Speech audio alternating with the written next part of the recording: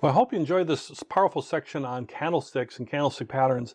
And I'll leave you with some final thoughts. And one thing too, as you start to see patterns, you start to see more and more candlesticks, they'll become more second nature to you. So if it seems like it's like a little bit harder to grasp, you can always go back and watch a lesson.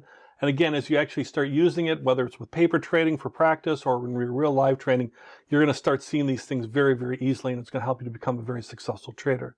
So some final thoughts around this is one, you want to continue to learn and practice and learn to visually recognize what these candlesticks are trying to tell you. They're trying to tell you something. So the more you understand the candlesticks and you can, and their patterns that go with it, especially the Kahneman patterns, and you can just visually look at it and see, oh, that jumps out at me. I know this is what's going on. That's going to be very helpful, and that will come as you learn and over time. And also that there are many candlestick patterns out there. I've shared the most common, most classic ones that almost everybody can use and maybe should use, but there are a lot of different patterns out there. If you search the internet, you might find all sorts of patterns. In fact, if anything, there's too many patterns, and they can be detrimental because some are not as statistically valid as others. The ones I've shared with you are ones that are the best ones. So if you try to learn too many patterns, you can have this steep learning curve because you're trying to keep all these patterns in your head, and that can actually cause you to be impact your trading in a negative way.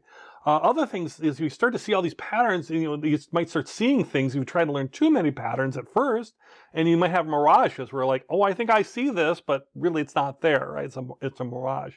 And you start getting where you look at your charts and everything starts swimming around like, oh my gosh, everything seems like a pattern or nothing seems like a pattern. So start by focusing on, patterns that seem most interesting to you, or certainly the ones that I've shared with you. Start there, and then you can build from there if you want. But too much can be sometimes not helpful either as far as candlestick patterns. And as I mentioned in a couple of the lessons, I said that some people only trade candlestick patterns. They just really focus on that, and that's okay. They can be successful that way. I would say take some of these other lessons that you're going to learn and think about that. If you love that idea of candlesticks and training just these candlestick patterns. And by the way, sometimes a lot of these patterns are not as common, so your trading might be not as frequent too. If you're looking for just a certain doji setup or a certain pattern setup, it might not be as common as other types of patterns out there.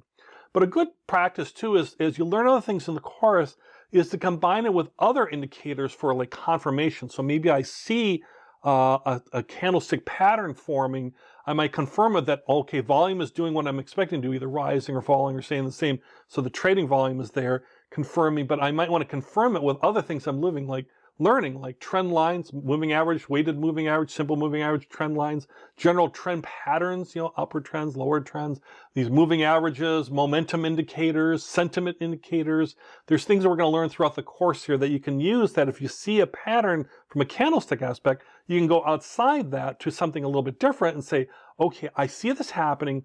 I'm going to use a momentum indicator and see if that actually confirms what I'm seeing here. That both my candlestick pattern and my momentum indicator are saying prices are likely to rise. Well, then I'm going to buy because I'm getting a double confirmation. And we'll learn all about that too towards the end of the course, where we talk about kind of setting up your strategies and stuff too. But right now we're learning the tools and how to apply these tools and how to apply them to be, so you can be very successful. And I tell you, candlestick patterns, great section here, and really get into that, and that can really, really make a difference in your trading and help you to be very successful. So let's learn about some more indicators and ways to interpret using technical analysis.